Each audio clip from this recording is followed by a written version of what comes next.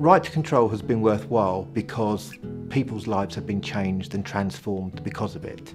And we've seen many, many examples where disabled people have entered employment, have used their Right to Control funding for innovative and creative ways of delivering activity that impacts on their everyday lives that they simply wouldn't have done without Right to Control. Being able to demonstrate working in what I call true co-production, the whole way through we've worked with our partners, with service users. They were going to be the ones that were saying this is what we want it to be, this is the ambition that we have for it. It was important that we had a common tool that was accessible for everybody, and having service users in that design supported us with ensuring that we got something that was fit for purpose. We constantly heard from disabled people locally that they were sick of having to fill out the same forms for different organisations, having to share their information, and so it was a real practical chance to try and make things a little bit better for disabled people locally.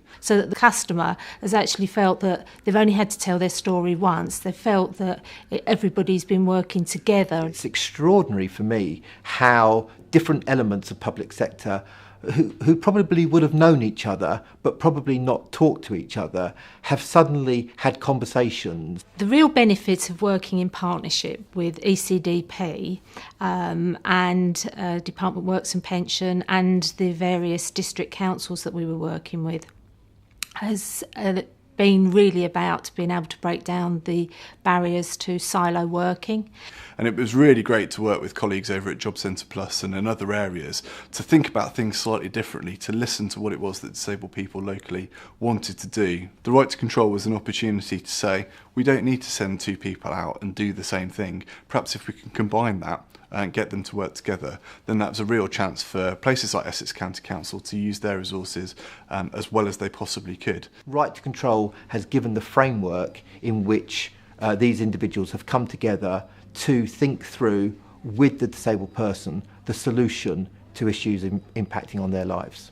There's a really important lesson there from Right to Control about how we can look at the resources that we have and make the most of them, as well as making sure that we're doing what it is that disabled people want and therefore make everything better. It's a classic more for less situation. We wanted to take the opportunity of being a Right to Control trailblazer, actually only one of 7 places in the whole country, and trying to make the most of that opportunity. So I think what ecdp brought was that ambition and a real sense of drive to see if we could make the most of the opportunity that Right to Control brought us here in Essex. I think there have been many lessons to learn from the Right to Control programme, and fundamentally it's about disabled people being right at the forefront of decision making in the whole programme. Disabled people would constantly tell us that they always felt that they were just recipients or beneficiaries. In many cases, the discussions with disabled people have always taken place after decisions are made, and that's very tokenistic.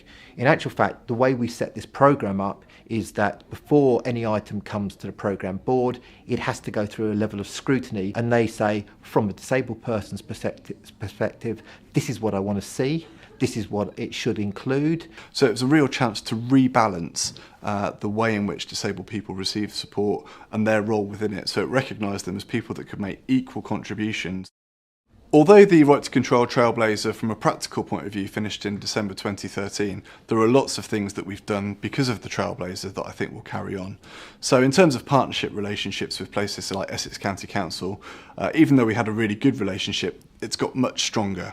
We've broken down the barriers around the way in which people work. They know who everybody is, and we've got a programme in place to ensure that we keep up to date as staff move. I think the other thing that it's done is it's shown what's possible. So we've got lots of things coming up, so the introduction of personal health budgets, the integration agenda, and what Right to Control has done has said, this is actually possible for us to be able to do this. And so it provides that ambition and something that we can aim for in all the things that we need to do together in the future.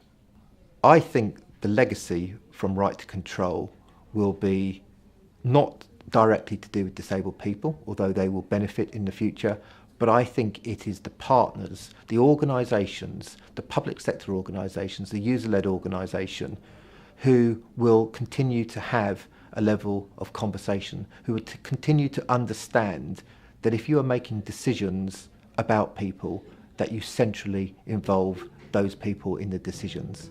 I think right to control has been used to demystify some of the assumptions that people make around disability, because at the end of the day it leads to better decisions and higher quality outcomes for those individuals.